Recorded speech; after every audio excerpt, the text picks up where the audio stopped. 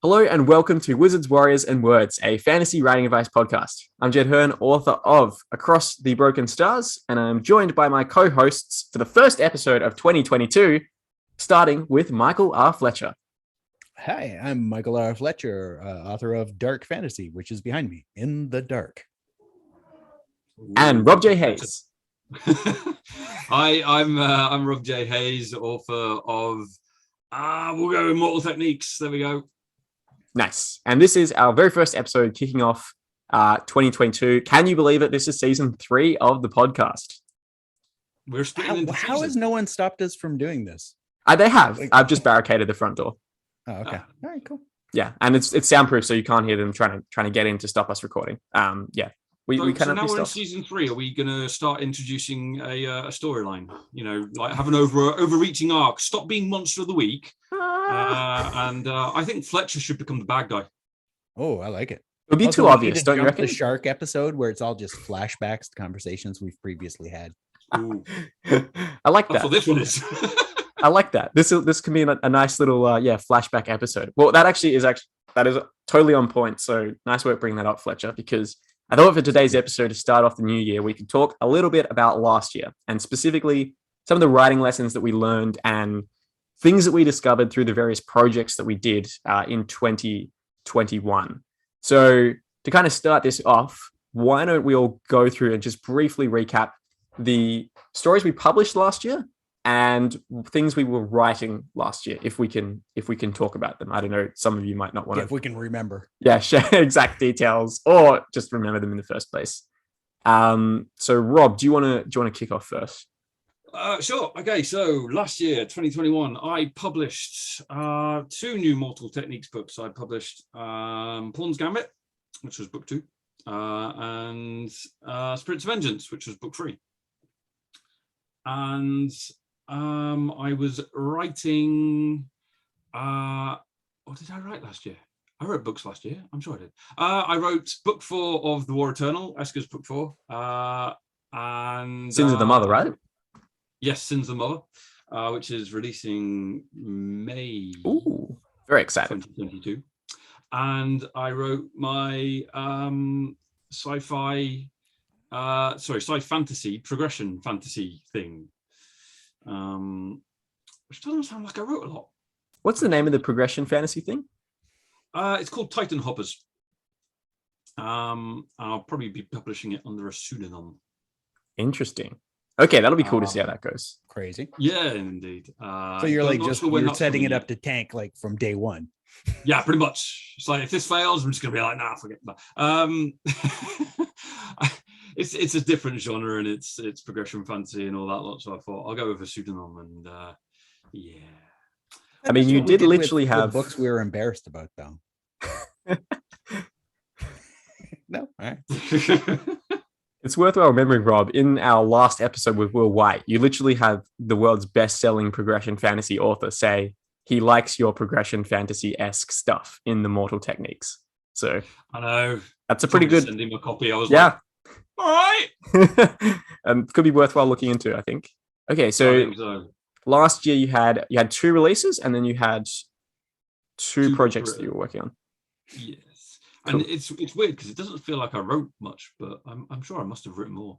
I was to be honest, I think I'd finished writing Spirits of Vengeance last year as well, so there was that much as well. Cool. And I don't know, I learned quite a few lessons last year. First off, I actually learned to take a break, which I'm kind of doing right now as well, because burnout's a thing. And it hit me pretty hard last year. There were points where I was just like, I'd get like a good Monday and Tuesday writing, and then Wednesday, Thursday, and Friday, I'd be struggling, and I just couldn't concentrate, and I was just angry because I couldn't write properly, and yeah, and I realized I was just sort of teetering on the edge of burnout, and like it wasn't a good place to be. So I'm trying to take a bit more time off and not beat myself up so much when I'm not getting words down on the page. It's difficult. Yeah, seriously difficult. It is, and it's something that a lot of authors I know who have been going through it, and I think a large part of that is due to Well, we're still in, what are we now, year 3 of the plague, which is affecting everybody still. I didn't think it was affecting me. Turns out it is.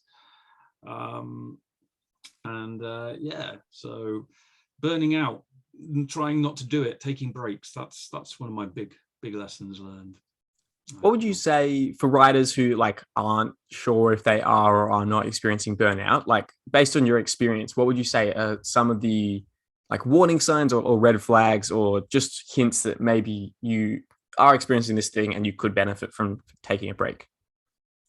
I mean, for me, it was very much this. I'd get a really good Monday down. Like I'd take the weekend off, and then I'd come back on Monday feeling refreshed, and I'd be like, bang, 4,000 words, nailing it. And then Tuesday, I'd be like, okay, yeah, maybe 3,000. And then it comes to Wednesday, and I'm like, yeah, I'm struggling to get 1,000 words down. And it was just a constant decline through the week. That really made me go, oh shit, I think I'm teetering on the edge here. This is not good. So that was the biggest indicator for me when I really realized this isn't sustainable. I'm not getting my weekly words down, and it's starting to anger me. And yeah, so that's it for me anyway. I think it's probably one of those things where it's very different for every person though. What did you do in those periods of rest to try to recover from the burnout? And what was the most kind of effective things? And were there any things that were maybe not that effective? To be honest, the hardest bit about it is literally stopping, because I just want to continue. I've got so many stories that still in my head that I want to keep writing. So I was just like, it was a real struggle for me to stop. And the worst bit about it was the fact that my brain kept telling me it's wrong to stop. So I'd be like, I'd be going and playing a computer game, and then after half an hour playing a computer game, I'm like, this is time wasted. I could be writing or something instead. Which isn't good as well, because you still need to do things like play computer games or watch TV or read books in order to get the creative juices flowing, because that's the sort of thing that's inspired me over the years, and that's the thing that's going to keep inspiring me. So as to sort of like what didn't work, I don't actually know. It's something I'm still struggling with at the moment. At the moment, I'm on enforced leave. My wife, not wife, has basically said no working until like first week of January, I guess. So I'm just sitting down, reading a lot, and being dragged out for walks by a beagle. That's basically what I'm doing at the moment. I think you bring up a good point there about trying to overcome that sense of guilt that you have when you're doing something fun, like playing a video game, like reading a book, like watching a movie or something. And that is something that I feel I used to maybe have like a little bit of guilt over that in the past, because I'm like, oh, I'm doing something that's not that difficult or challenging, and I could be writing in this time. And I think you got to remind yourself that that is actually one of the most valuable things that you can be doing as a writer, is recharging and replenishing that creative well. Because when you start out as a writer, you have all of this material in the back of your head from years and years and years of reading books, watching movies, TV series, video games, whatever it is. And then that carries you through, I think, the first couple of years of writing really well.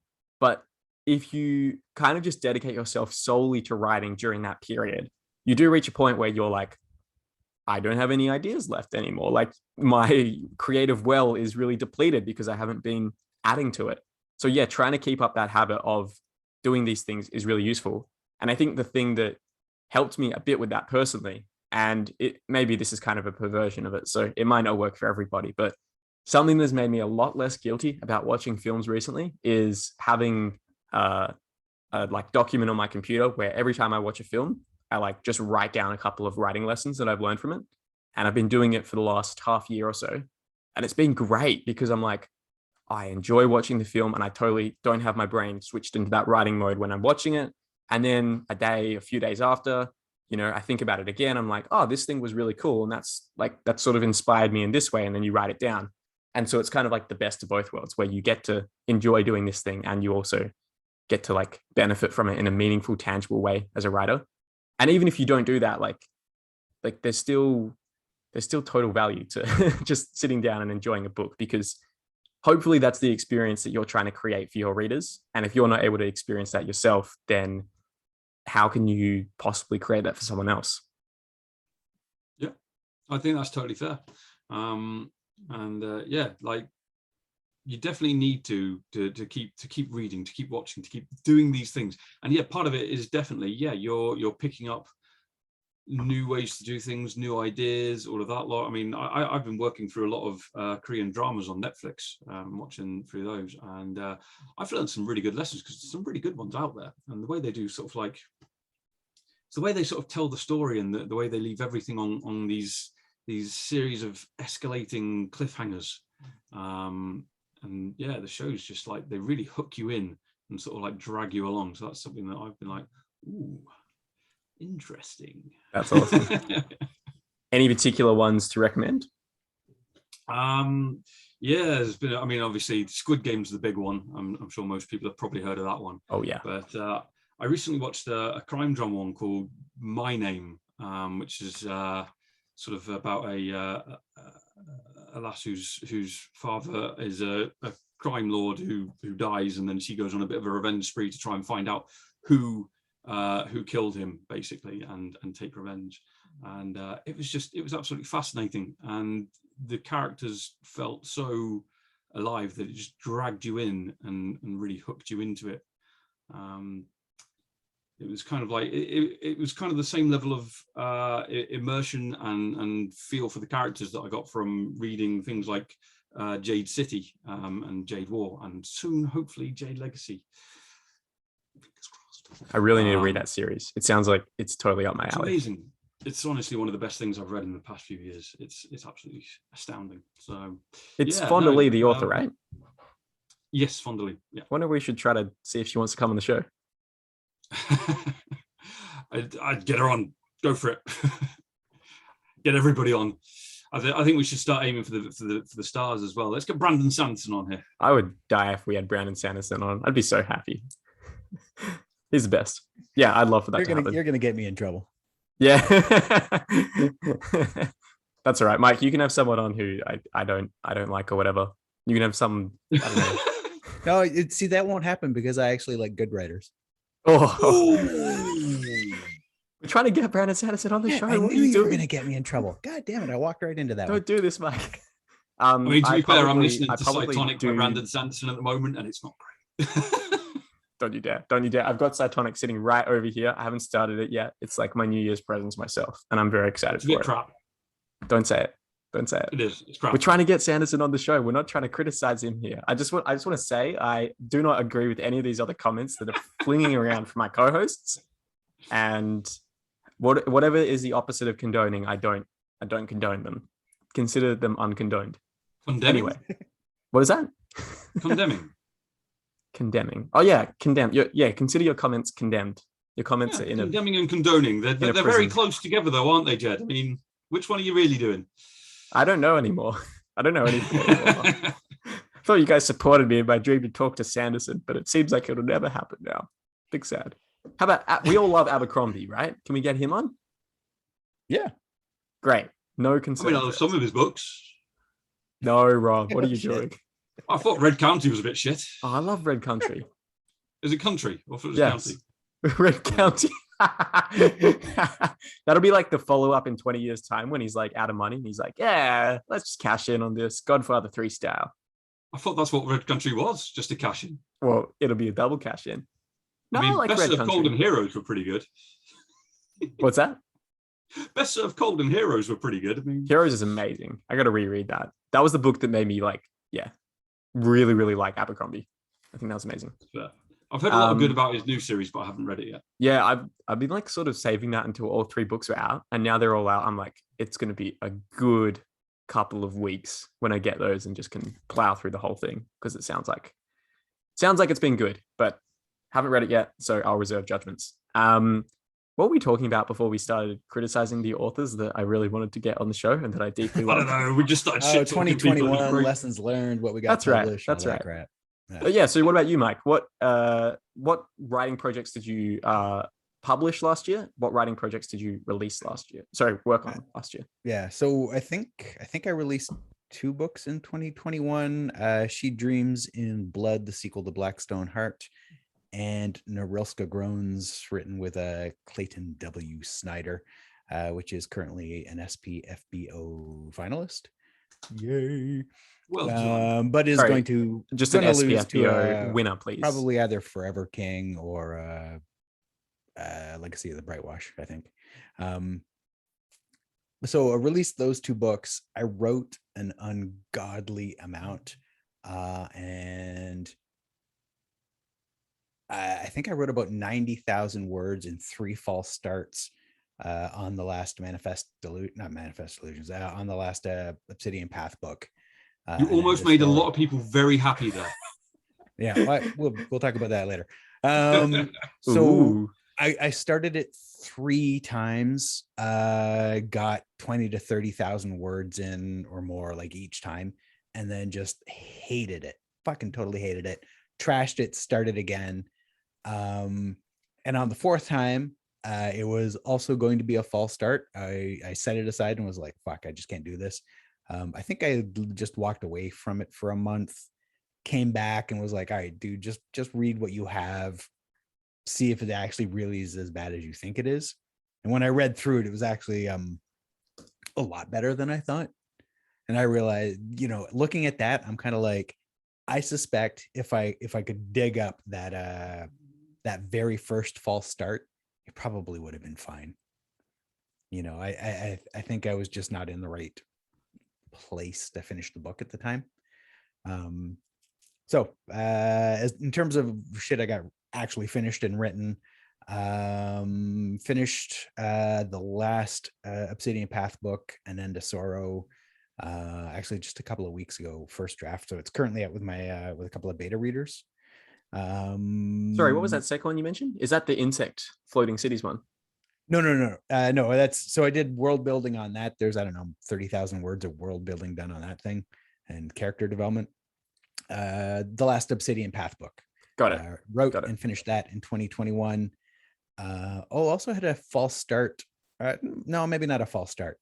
A start on another Norilska book, but we kind of set that aside for a different project, which I will talk about later when we're a little farther into it. And once we feel confident that we're actually going to finish the thing. Is this the secret project you mentioned on Twitter? Yeah, secret project. Not so secret anymore. Yeah, well, it's still secret as nobody actually knows what we're doing, kind of. Well, some people might guess. Anyway, whatever. So I think that's it for writing. Like all told, 100, 200, 250, 300,000 words or more this year. Like between world building documents, various false starts, books actually finished. So it's like I wrote a lot. It feels weird. I released 2 books, but that feels like I was slacking somehow. Yep. But I was like, how can 2 books in 1 year be slacking? Yeah. And I'm looking at the next year. I'm like, I want to release 3 books, but I don't know if I can. 2022, I think it'll be 2 books again. Yeah.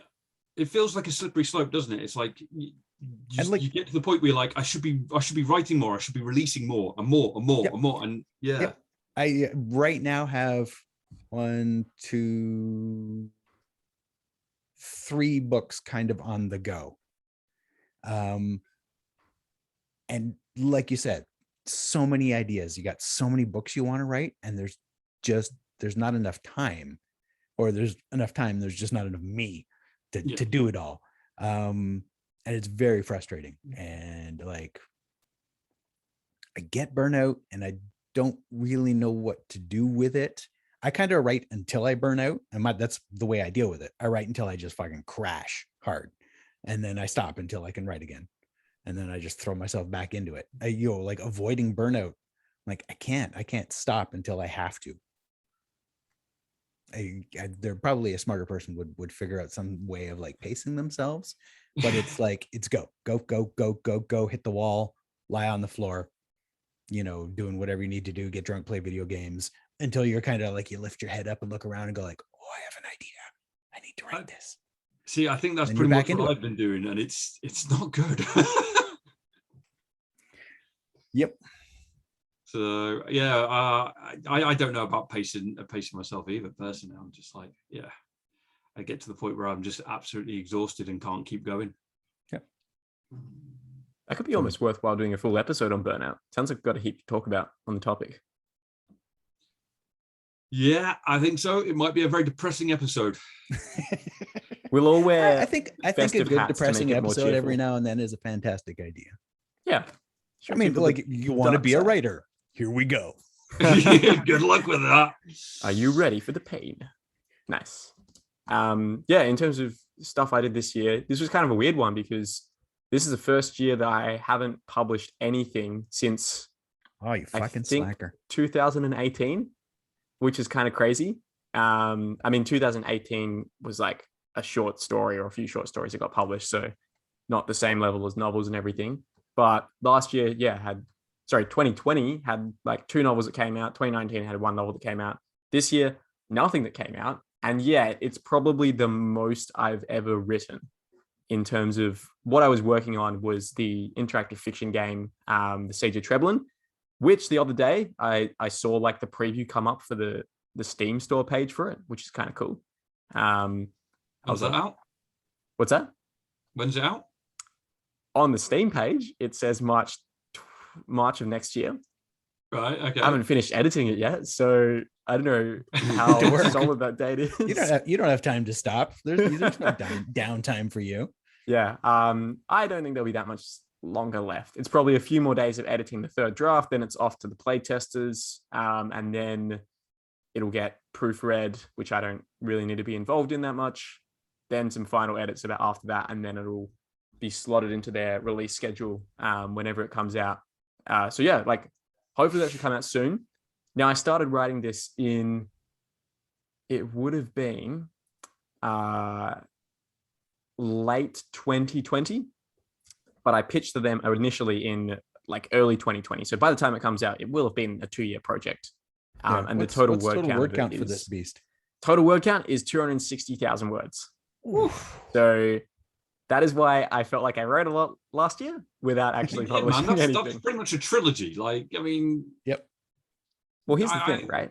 I calculated that based on the fact that when I've been writing this story, in fact, I've got my extremely nerdy calculation prediction things right here.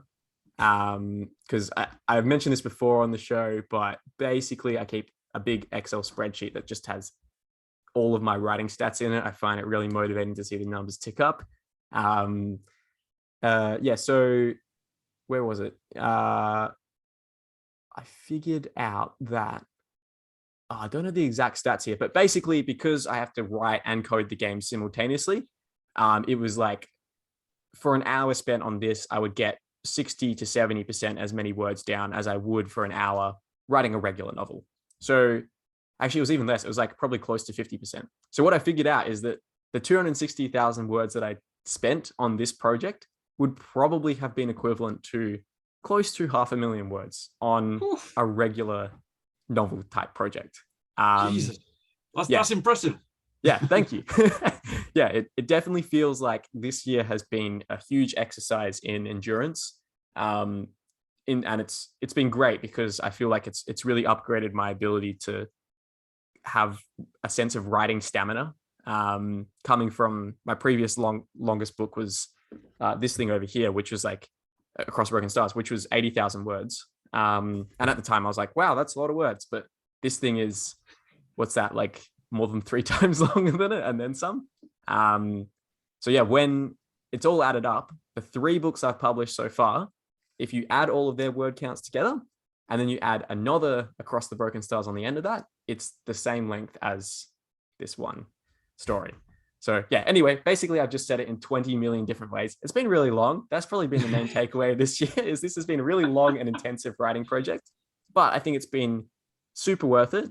I've really enjoyed writing the game and it has made me, I think, focus a lot more on the importance of choice in stories, which is a bit of an obvious one. You know, the game mechanic is all about the different choices you make, and it's sort of a choose your own adventure style thing. Although you can't say choose your own adventure for copyright reasons, so I mean that hypothetically. And it's really cool because it forces you to put the player character into positions where they have to make really difficult choices. And I think that that's in a lot of ways the core of what makes novels really interesting as well. When you give characters these intensely difficult decisions where there is no right answer. In fact, they're all just wrong answers. And they have to pick one. And it tells you a lot about a character, the decisions they make during those moments of crises. So I think that's something that I will be hopefully carrying across next time I do a regular novel project. And yeah, that's the other thing that I sort of started doing in the last month of last year, is starting to outline the next thing, which is tentatively planned to be a trilogy. And I think it'll be interesting, like going back into writing a regular novel after doing this totally different medium for so long. I'm hoping I should be a lot quicker at it, because I think this thing has definitely, made me a lot faster just because it's been hard to do the coding and everything. But yeah, it's been a really interesting experience writing the game. I super enjoyed it. I'll probably do another one eventually someday, maybe not for a while, but it's been good. And yeah, hopefully that should come out like early next year or so, which is exciting. Good work. Cheers, man. Yeah, so fingers crossed the new trilogy flies out. Yeah, hopefully. So yeah, it's been quite interesting. So yeah, what would you guys think in terms of the craft of writing? We've probably got like another 5 minutes before we wrap up this episode. In terms of like the craft of writing, do you guys think that there's any particular lessons that you kind of pulled out of the projects you were doing this year? So for example, with my choice of games thing, I mentioned with the Siege of Treblin's story, I mentioned the importance of giving the main character difficult choices, right? That's probably been the biggest thing that I've taken away from this year. What for you guys would be some of the writing lessons that you've, maybe not learned, it could be relearned or just strengthened throughout the last year? For me, I would say, if you're thinking about dropping a book that you've started, set it aside and come back to it rather than dropping it and then immediately starting to write it again. Because, like I said, I started that thing 3 times and probably any one of them was fine. But I kind of I hit a point where I wasn't sure what was going on, really didn't feel the motivation for the characters, just shit wasn't clicking. And I dropped it and went, okay, no, I got to scrap all that. I got to start again. And just did this sort of fresh start each time. Never, for those first 3, I never sort of set it aside and went, okay, let's do something else and come back to it. I just manically hurled myself back into it, which is, clearly dumb. So before you completely drop a project, consider, setting it aside and giving it a bit of time. As you might find when you come back to it, it's not so bad. It's a good lesson. I think for me, I learned, it's probably relearned. Esker keeps teaching me the same fucking lesson. Listen to your characters. I had this problem with book 2 of Esker's series, Lessons Never Learned, where it just wasn't really flowing, and I powered through and wrote an entire book, which I then scrapped because it was a pile of crap. And I swear I learned the same damn lesson in book 4, because it was going well, and then there was a point where it wasn't, and I wasn't feeling it, and it felt like a slog, and I just sort of it was because it had gone wrong, and it was almost like, Esker was telling me, this isn't the way to go, turn back, fuck off. And I just wasn't listening, so I was powering on, and I ended up, I think I deleted something like 30,000 words of that book and just scrapped it and went, right, where I've been trying to make this go isn't working, let's roll it back to where it was working and just go in a slightly different direction. Same overall things happened in the story mostly, but I just got rid of a section that just didn't work and replaced it with a different section, which did. So yeah, it was just sort of listening to my characters. If they're telling me this isn't the way to go, then it's probably not the way to go. Yeah.